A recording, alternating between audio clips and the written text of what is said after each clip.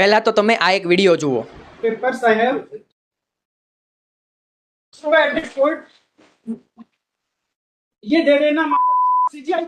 તો સુપ્રીમ કોર્ટમાં સીજીઆઈ વિરુદ્ધ અપશબ્દ બોલાયા અને કન્ટેમ્પ્ટ ઓફ કોર્ટની કાર્યવાહી પણ ન થઈ। તો શું આ યોગ્ય હતું? તો હકીકતમાં 10 જુલાઈ 2026ના રોજ પિટિશનર પ્રબલ પ્રતાપે સીજીઆઈ વિરુદ્ધ અપશબ્દોનો પ્રયોગ કર્યો હતો અને હોબાળો કરીને પોતાના કાગળો ફેંકી દીધા હતા।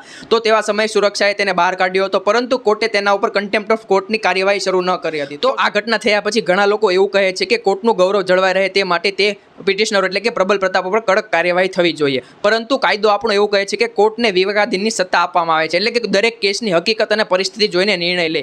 એટલા માટે દરેક પરિસ્થિતિ અને દરેક કેસમાં અને દરેક અપમાનમાં કન્ટેમ્પ્ટ ઓફ કોર્ટ થવું ફરજિયાત નથી, એટલે કે જરૂરી નથી હોતું। અને હા, એક વાત ચોક્કસ છે કે કોર્ટમાં અસંમતિ વ્યક્ત કરવાનો તમારો અધિકાર છે, પરંતુ કોર્ટમાં અપશબ્દ બોલવા, ધમકી આપવી કે હોબાળો કરવો તે યોગ્ય ગણવામાં આવતો નથી અને તે ગુનો પણ ગણવામાં આવે છે, એટલે કે કન્ટેમ્પ્ટ ઓફ કોર્ટ ગણવામાં આવે છે। એટલા માટે લોકશાહી, ન્યાયાલયને સન્માન અને કાયદેસર ટીકામાં બંને ચાલી શકે છે। તો તમને શું લાગે છે કે આવી ઘટનામાં કન્ટેમ્પ્ટ ઓફ કોર્ટની કાર્યવાહી થવી જોઈએ કે પછી કોર્ટનો સંયમ યોગ્ય હતો? તમે કોમેન્ટમાં તમારા કાયદેસરના અભિપ્રાયો જરૂર જણાવજો।